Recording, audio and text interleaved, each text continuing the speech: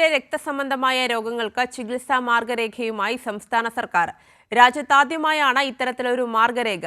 World federation of ഹീമോഫീലിയയുടെ മാനദണ്ഡങ്ങൾക്കനുസരിച്ച് haemophilia technical കമ്മിറ്റിയാണ് മാർഗരേഖ തയ്യാറാക്കിയത്.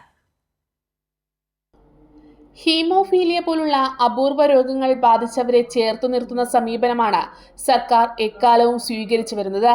ഇതിന്റെ തുടർച്ചയായാണ് പെൺകുട്ടികളിലെയും സ്ത്രീകളിലെയും രക്തസംബന്ധമായ രോഗങ്ങൾക്ക് വേണ്ടി സംസ്ഥാന ആരോഗ്യവകുപ്പ് തയ്യാറാക്കിയ ചികിത്സാ മാർഗരേഖയെന്ന് മന്ത്രി വീണ ജോർജ് പറഞ്ഞു. രാജ്യത്ത് ആദ്യമായാണ് ഇത്തരമൊരു മാർഗരേഖ. വേൾഡ് ഫെഡറേഷൻ ഓഫ് ഹീമോഫീലിയയുടെ മാനദണ്ഡങ്ങൾക്കനുസരിച്ച് ഹീമോഫീലിയ ടെക്നിക്കൽ കമ്മിറ്റിയാണ് മാർഗരേഖ തയ്യാറാക്കിയത്. ആരോഗ്യ പ്രവർത്തകർക്ക് മാർഗരേഖ സംബന്ധിച്ച് പരിശീലനം നൽകും. ഇതിലൂടെ അമിത രക്തസ്രാവം മൂലം ബുദ്ധിമുട്ടുന്ന പെൺകുട്ടികൾക്കും സ്ത്രീകൾക്കും ഏകീകൃതവും ഗുണമേന്മയുള്ളതുമായ ചികിത്സ ഉറപ്പാക്കാനാകുമെന്നും മന്ത്രി വ്യക്തമാക്കി.